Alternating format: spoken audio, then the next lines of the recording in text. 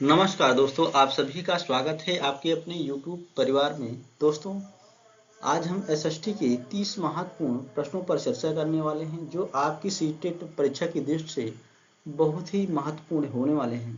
दोस्तों, अगर आप चैनल पर नए हैं तो पहले चैनल को सब्सक्राइब कर दें और बेल आइकन को प्रेस कर लें, जिससे कि हमारे आने वाले सभी वीडियो का नोटिफिकेशन आपको सबसे पहले मिल सके।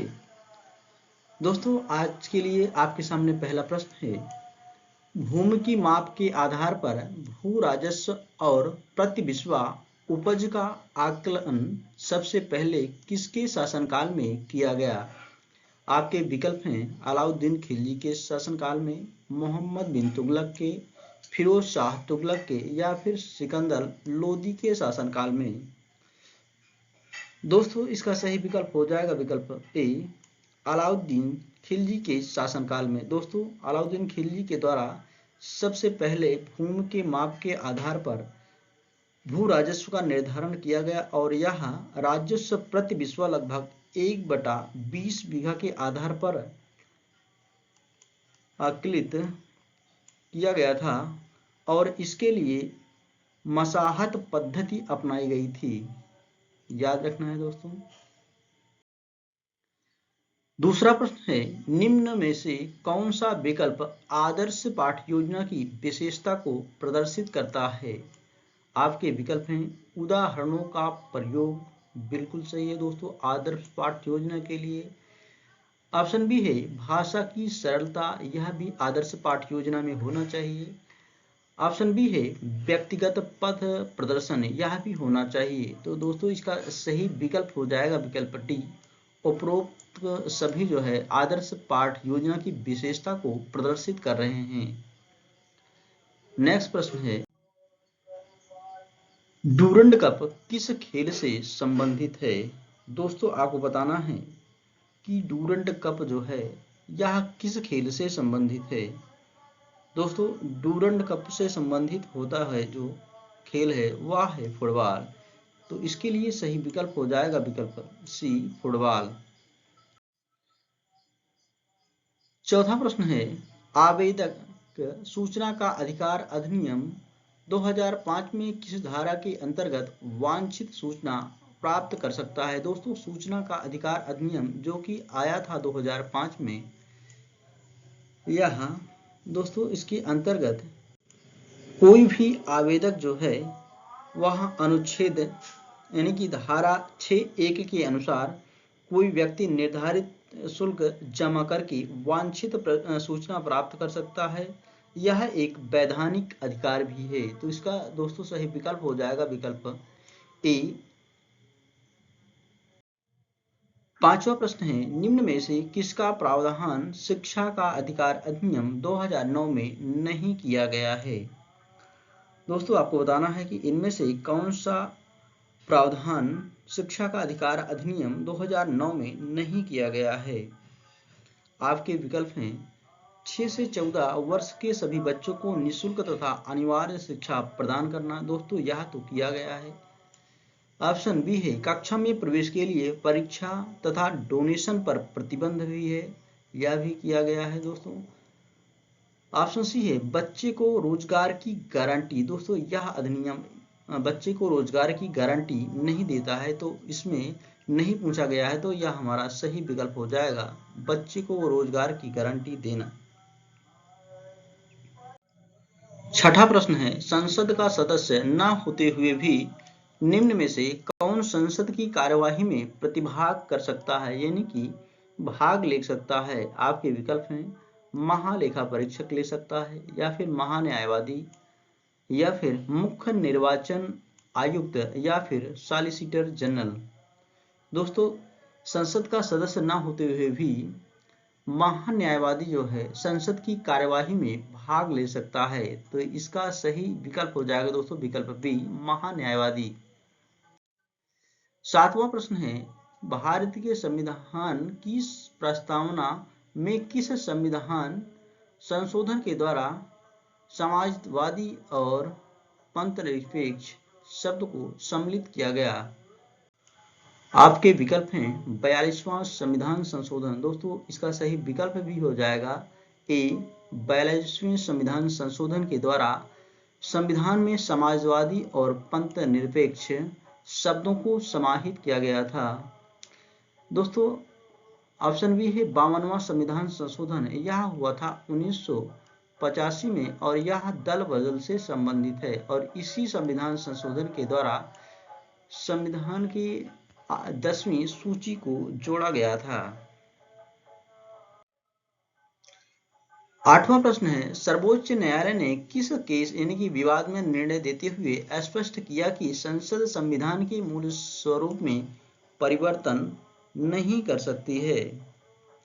आपके विकल्प हैं गोलकनाथ केस में नहीं, ऑप्शन बी है केशवानंद भारती केस में। दोस्तों इसका सही विकल्प भी हो जाएगा बी, केशवानंद भारती केस में। दोस्तों केशवानंद भारती बनाम भारत संघ वाद में सर्वोच्च न्यायालय ने यह निर्णय दिया था कि संविधान में परिवर्तन किया जा सकता है पर संविधान की मूल भावना में परिवर्तन नहीं किया जा सकता। इसे ही संविधान के मूल ढांचे का सिद्धांत भी कहा जाता है।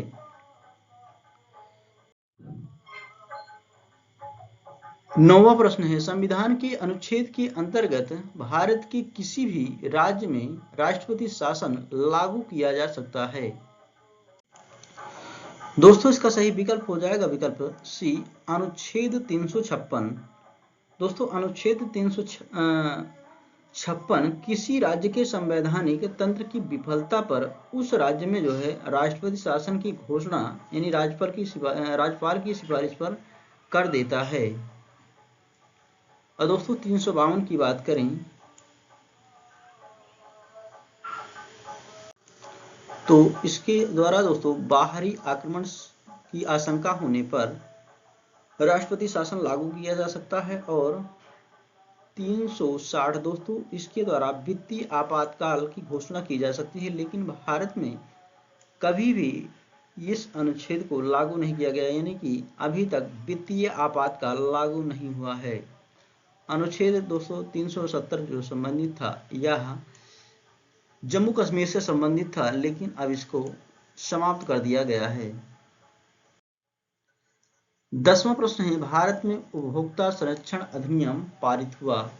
दोस्तों उपभोक्ता संरक्षण अधिनियम पारित हुआ था 1986 में। इसके लिए सही विकल्प हो जाएगा दोस्तों विकल्प बी 1986 में। जबकि दोस्तों 15 मार्च को विश्व उपभोक्ता संरक्षण अधिकार दिवस मनाया जाता है। 11वां प्रश्न है सामाजिक विज्ञान विषय की विषय वस्तु के शिक्षण में बालक की अवधारणात्मक समझ विकसित की जाए तो बालक में कौन सा परिलक्षित नहीं होगा। आपके विकल्प हैं सामाजिक मुद्दों पर स्वतंत्र रूप से सोचने का विकास तो होगा, ऑप्शन बी है सामाजिक मुद्दों की आलोचनात्मक समीक्षा करने की क्षमता का भी विकास होगा। दोस्तों रटने की क्षमता का विकास नहीं करना है, इसलिए हमारा सही ऑप्शन सी हो जाएगा रटने की क्षमता का विकास, जबकि नैतिक क्षमता का विकास भी होगा। 12वां प्रश्न है भारत में जल संग्रहण से संबंधित नीरू मीरू कार्यक्रम किस प्रदेश में चलाया जाता है। दोस्तों यह जो जल संग्रहण से संबंधित कार्यक्रम है नीरू और मीरू यह आंध्र प्रदेश से संबंधित है, तो इसका सही विकल्प हो जाएगा दोस्तों विकल्प बी आंध्र प्रदेश से। दोस्तों यह 1 मई 2000 से चलाया जा रहा है यह कार्यक्रम आंध्र प्रदेश में। 13वां प्रश्न है वह देश जहां पर 100% जनसंख्या नगरों में निवास करती है वह कौन सा देश है। दोस्तों आपको बताना है कि वह कौन सा देश है। दोस्तों विश्व में 100% नगरीय जनसंख्या वाला देश जो है वह है सिंगापुर और हांगकांग। तो दिए गए विकल्पों में दोस्तों सही हो जाएगा ऑप्शन डी, और इसके अलावा जो है दोस्तों वह हांगकांग देश भी है। 14वां प्रश्न है भारत में ग्रीष्मकालीन मानसूनी हवाएं किस दिशा की ओर चलती हैं। दोस्तों आपको बताना है कि मानसूनी हवाओं की दिशा क्या होती है। दोस्तों इसका सही विकल्प हो जाएगा विकल्प ए दक्षिण पश्चिम से उत्तर पूर्व की ओर। इसका सही विकल्प हो जाएगा दोस्तों विकल्प ए, क्योंकि दोस्तों हवाओं का डायरेक्शन जो होता है ऐसा होता है दक्षिण पूर्व से उत्तर पूर्व की ओर। जब दिन और रात की अवधि बराबर होती है तो सूरज की किरणें सीधी पड़ती हैं। दोस्तों आपको बताना है कि सूरज की किरणें कब सीधी पड़ती हैं। आपके विकल्प हैं उत्तरी ध्रुव पर, ऑप्शन बी है भूमध्य रेखा पर। दोस्तों भूमध्य रेखा पर इसका सही विकल्प बन जाएगा भूमध्य रेखा पर। दोस्तों जब दिन और रात की अवधि बराबर होती है तो सूरज की किरणें जो हैं भूमध्य रेखा या फिर 0 डिग्री अक्षांश रेखा भी कहा जाता है इसको, या फिर विषुवत रेखा भी बोला जाता है। दोस्तों जब सूरज की किरणें विषुवत रेखा यानी भूमध्य रेखा पर लंबवत पड़ती हैं तो सूरज का प्रकाश उत्तरी ध्रुव से दक्षिणी ध्रुव तक एक समान पड़ता है। परिणाम स्वरूप उत्तरी गोलार्ध तथा दक्षिणी गोलार्ध में दिन और रात की लंबाई जो है बराबर होती है और यह स्थिति 21 मार्च और 23 सितंबर को उत्पन्न होती है यानी कि बनती है। 16वां प्रश्न है सामाजिक विज्ञान के आधार पर अध्यापक का उद्देश्य होना चाहिए। आपके विकल्प हैं ए सामाजिक समरसता का विकास करना भी अध्यापक का उद्देश्य होना चाहिए। ऑप्शन बी है सामाजिक व्यवस्था का नव निर्माण करना भी अध्यापक का उद्देश्य होना चाहिए सामाजिक विज्ञान के आधार पर।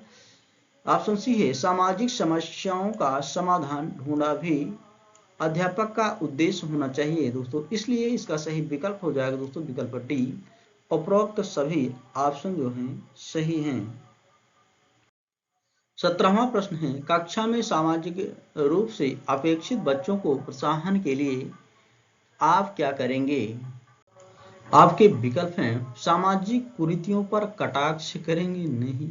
ऑप्शन बी है अंधविश्वासों की उपेक्षा करेंगे नहीं। ऑप्शन सी है समाज के रीति रिवाजों का विश्लेषण करेंगे नहीं। ऑप्शन दोस्तों इसका डी सही हो जाएगा समाज की बुराइयों को कम करने एवं अच्छाइयों को प्रोत्साहित करने को कहेंगे। नेक्स्ट प्रश्न है सामाजिक विज्ञान के अध्यापकों को छात्रों को देना चाहिए। आपके विकल्प हैं सामाजिक समस्याओं का ज्ञान, यह ज्ञान भी देना चाहिए सामाजिक विज्ञान के अध्यापकों को। ऑप्शन बी है सामाजिक कुरीतियों के निदान का ज्ञान भी देना चाहिए। ऑप्शन सी है नए सामाजिक संरचनात्मक परिवर्तनों का ज्ञान भी देना चाहिए। ऑप्शन डी है संस्कारी व्यवस्था समाज के निर्माण हेतु उपरोक्त सभी प्रकार का ज्ञान एक सामाजिक विज्ञान के अध्यापकों को जो है छात्रों में फैलाना चाहिए। इसलिए इसका सही विकल्प हो जाएगा दोस्तों विकल्प डी।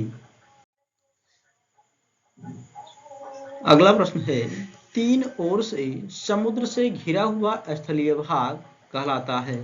दोस्तों तीन ओर से जो स्थलीय भाग जल से घिरा हुआ होता है उसको प्रायद्वीप का नाम दिया जाता है। इसलिए दोस्तों इसका सही विकल्प हो जाएगा विकल्प सी प्रायद्वीप। जबकि चारों तरफ से समुद्र से यानी कि जल से घिरा हुए भाग को द्वीप कहा जाता है।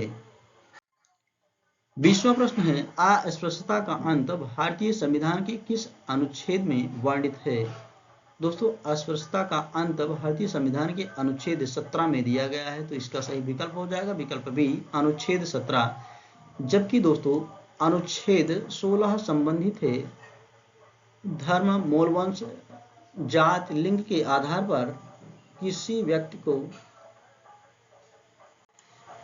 किसी भी अधिकार से वंचित नहीं किया जाएगा। अनुच्छेद 18 संबंधित है उपाधियों से संबंधित है दोस्तों और अनुच्छेद 14 कानून के समक्ष समानता से संबंधित है। 21वां प्रश्न है संसद में प्रश्नकाल के समय किस प्रकार के प्रश्न पूछे जाते हैं। दोस्तों पहले आप समझ लें कि संसद में प्रश्नकाल जो होता है वह संसद का पहला घंटा ही प्रश्नकाल होता है, उसी को में प्रश्न पूछे जाते हैं। अतारांकित प्रश्न दोस्तों अतारांकित प्रश्न जो होते हैं यहाँ लिखित रूप से पूछे जाते हैं और ऑप्शन बी है तारांकित प्रश्न जो होते हैं दोस्तों यह मौखिक रूप से पूछे जाने वाले प्रश्न होते हैं और यह दोनों प्रकार के प्रश्न पूछे जाते हैं संसद में। तो इसका सही विकल्प हो जाएगा दोस्तों विकल्प सी ए एवं बी दोनों प्रकार के प्रश्न पूछे जाते हैं। 22वां प्रश्न है, लॉर्ड कॉर्नवालिस ने राजस्व बंदोबस्त की निम्न में से किस व्यवस्था को लागू कराया? दोस्तों, लॉर्ड कॉर्नवालिस को भारत में सिविल सेवा का जनक भी माना जाता है और इनके द्वारा 1793 में रैयत नहीं, अस्थाई बंदोबस्ती लागू किया गया था और स्थायी बंदोबस्त को इस्तमरारी भी कहा जाता है। तो इसका सही विकल्प हो जाएगा दोस्तों विकल्प डी, इस्तमरारी। जबकि दोस्तों महालवाड़ी व्यवस्था को हार्ड मैकेंजी के द्वारा लाया गया था 1822 में। नेक्स्ट प्रश्न है, नैनीताल झील को स्कंद पुराण में निम्न में से किस नाम से जाना गया है? दोस्तों, नैनीताल झील को स्कंद पुराण में जो है ऋषि सरोवर के नाम से जाना गया है। इसका सही विकल्प हो जाएगा विकल्प सी, ऋषि सरोवर। उत्तराखंड का वह लोकगीत जो विरह वियोग व्याकुलता में गाया जाता है वह है? दोस्तों, आपको बताना है कि उत्तराखंड का वह लोकगीत जो विरह वियोग व्याकुलता में गाया जाता है कौन सा है?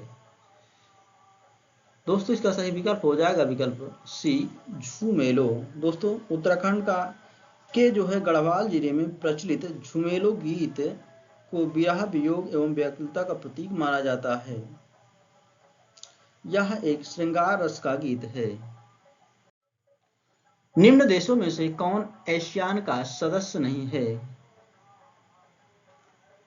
दोस्तों, आपको पता होगा कि इसमें से दक्षिण कोरिया जो है एशियान का सदस्य नहीं है, इसलिए इसका सही विकल्प हो जाएगा दोस्तों विकल्प सी, दक्षिण कोरिया। दोस्तों, वर्तमान में एशियान के 10 सदस्य देश हैं जिसमें हैं Indonesia, Thailand, Malaysia, Philippines, Singapore, Brunei, Laos, Vietnam, Myanmar और कंबोडिया।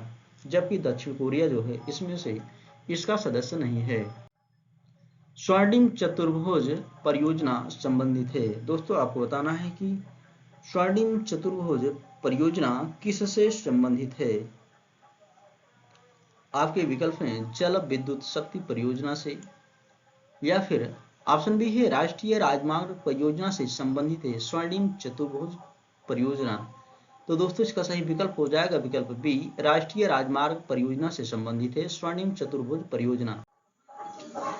27वां प्रश्न है, प्रोजेक्ट कार्य के प्रमुख अंग हैं। दोस्तों, आपको इसके चरण बताना है कि पहला चरण कौन सा आएगा। दोस्तों, पहले इसमें से आएगा स्थल का चिन्हीकरण करेंगे तो पहले आएगा 4, फिर उसके बाद होगा स्थल का अवलोकन करेंगे तो नंबर 2 हो जाएगा, फिर संबंधित जानकारी का संकलन भी करेंगे तो नंबर 3 पे आएगा, फिर आएगा लास्ट में रिपोर्ट लिखना तो 4 2 3 1, 4 2 3 1 ऑप्शन नंबर सी सही हो जाएगा। दोस्तों, छात्रों में सृजनात्मकता का निर्माण करने के लिए आप क्या करेंगे? आपके विकल्प हैं छात्रों को कक्षा में पढ़ाएंगे नहीं, ऑप्शन बी है छात्रों को गृह कार्य देने से कोई मतलब नहीं है, ऑप्शन सी है छात्रों को प्रोजेक्ट कार्य देंगे। जी हाँ दोस्तों, ऑप्शन इसका सी सही हो जाएगा, छात्रों को प्रोजेक्ट कार्य देंगे।